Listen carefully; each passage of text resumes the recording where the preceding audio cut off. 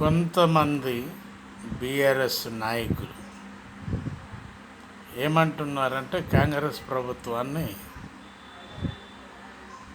6 పాయింట్లు 7 పాయింట్లు 8 పాయింట్లు ఏదేదో చెప్తున్నారు. తులం బంగారం అని అదని ఇదని చెప్తున్నారు.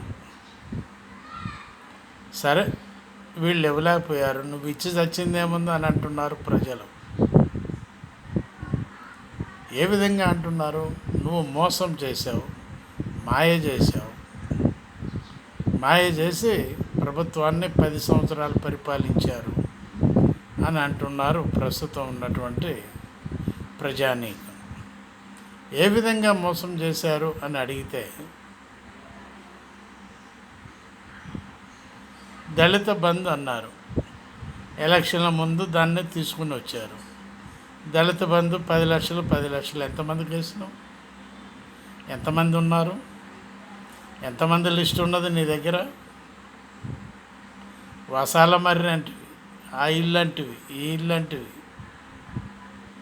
ఏంటి? ఎంతమందికి ఇచ్చారు మీరు? అన్నీ మోసాలే.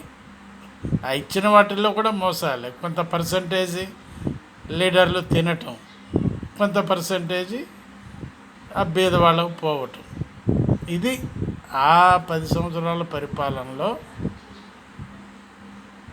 సంపాదించినటువంటి దళితులు కానీ, బీదవాళ్ళు కానీ, బిలో పవర్టీ లైన్ కింద ఉన్నటువంటి వాళ్ళు కానీ, ఇది అర్థం చేసుకోండి ఒక్కసారి ప్రజలందరూ. కాంగ్రెస్ వాళ్ళని ఇన్ని అనే బదులు మనం ఏం చేశాం అనేటటువంటిది ముందు బయటపెట్టి దాన్ని క్లారిఫై చేసి కాంగ్రెస్ వాళ్ళని దుమ్మెత్తిపోస్తే బాగుంటుంది.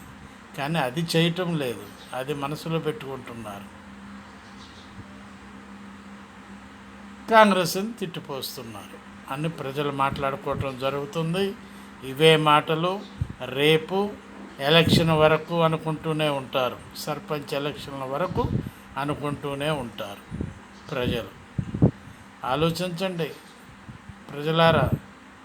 బాలసాని వీరప్రసాద్, హైదరాబాద్.